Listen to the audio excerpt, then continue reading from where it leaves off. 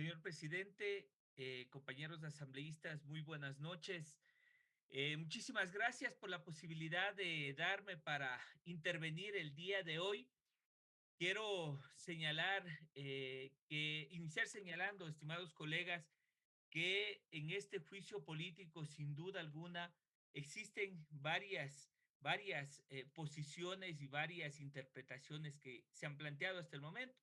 Mis colegas han sido muy explícitos y concretos, con suficiente sustento, argumentación y extremada claridad. Sin embargo, procuraré aportar con algunas consideraciones que me parecen fundamentales e importantes.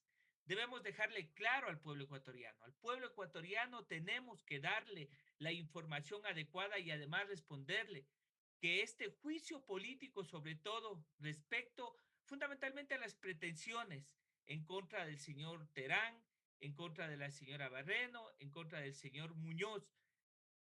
Yo quiero señalar que eh, el objetivo que se denota de todo lo que hemos revisado en el juicio político, nuevamente es para encubrir y desviar la atención de las actuaciones que, según lo han señalado quienes en este caso son interpelados, son muy graves y hasta punibles con respecto a algunas actuaciones de la Fiscalía General del Estado y de varios funcionarios como el ex presidente de la Corte Nacional de Justicia. Quiero señalar también que es lamentable, pero ya no sorprende toda la injerencia que ha ejercido todos estos actores, inclusive la fiscalía en procesos judiciales en los que, a decir de las personas interpeladas, a decir de sus exposiciones en el proceso, en la comisión, valiéndose de la titularidad del ejercicio de la acción penal que gozan, ha desnaturalizado los principios de la acción penal.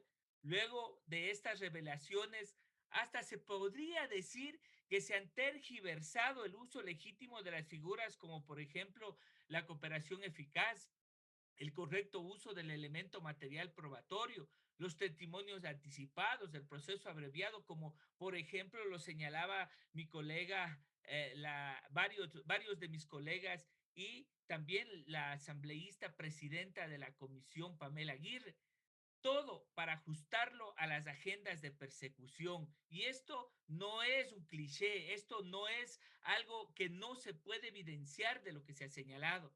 Hasta ahora sería bueno su pronunciamiento, compañeros asambleístas, en torno a la existencia o no de esas conversaciones, el pronunciamiento de estas autoridades que nos digan si es verdad o no. No ha habido un pronunciamiento que, en virtud de todo lo que se ha señalado en ese peritaje realizado por un perito calificado, carecieron, hoy se señala que han carecido de valor jurídico. ¿Qué pasa con su contenido? ¿Qué pasa con lo que ahí se devela? ¿Qué pasa con las conversaciones, sobre todo con los concursos y los procesos judiciales? Quienes en este pleno, que piden siempre resoluciones de apoyo y de respaldo, ojalá el día de hoy también planteen que estos informes y la resolución de la Asamblea Nacional vaya a las autoridades de control y se haga una investigación prolija.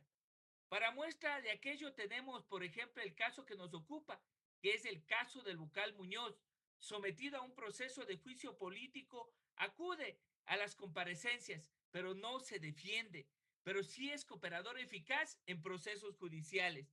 Uno podría creer que resulta legítimo el estricto derecho que el vocal se haya acogido a su derecho constitucional al silencio, tanto en la comisión de fiscalización como el día de hoy en el Pleno, pero no estar de acuerdo con el procedimiento o porque, al ser el sujeto pasivo de la interpelación, no quiere someterse a interrogatorios que de cualquier manera puedan, entre comillas, digo yo, violentar sus derechos.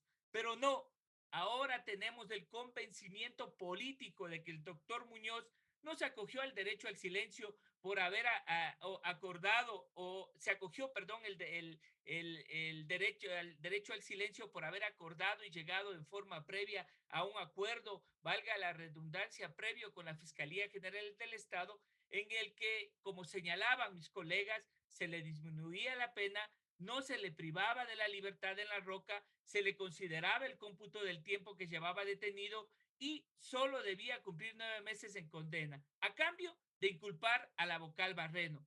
Como se desprende del video que solicito, señor presidente, se sirva a disponer, se lo ponga en consideración de este pleno.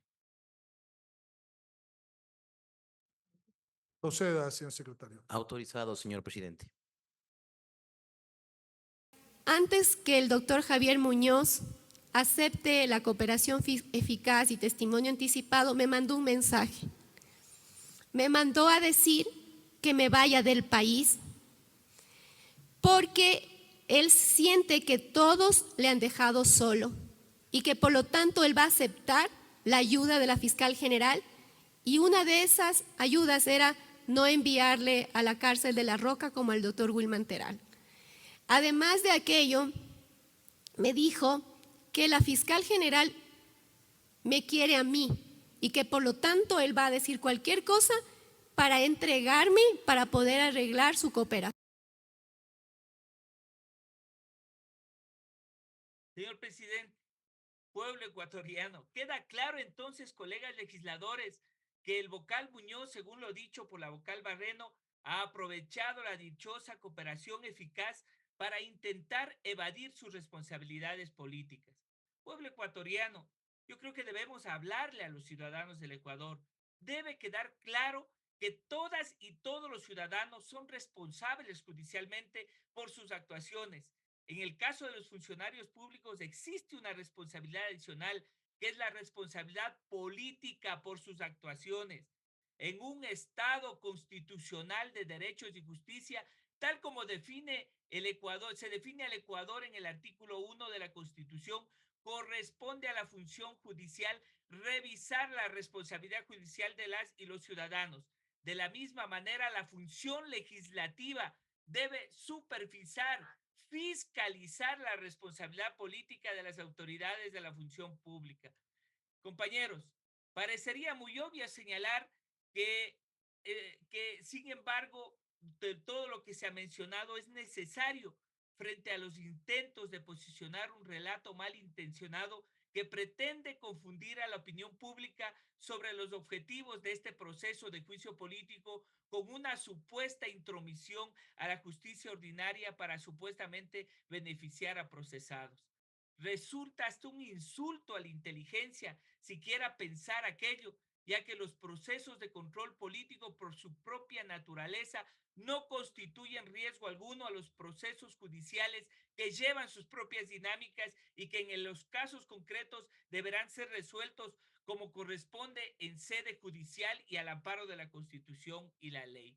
Las responsabilidades políticas de las y los funcionarios se traducen en el cumplimiento o no de funciones otorgadas por la Constitución y la ley, y en el cumplimiento o no de los principios que regulan el servicio público, y esto de la mano con una correcta actuación de las pruebas por parte del o los interpelantes que interpongan el juicio político. Si no se cumplen sus presupuestos, la Asamblea mal podría establecer responsabilidades políticas, Le ruego ir como cerrando su sucede en el intervención, por favor. presente caso. Señor presidente, para terminar, quiero señalar única y exclusivamente que en virtud de aquello corresponde al Estado eh, poder proceder como se ha determinado en la Constitución y en la ley por medio de la Asamblea Nacional a realizar este juicio político o esta interpelación.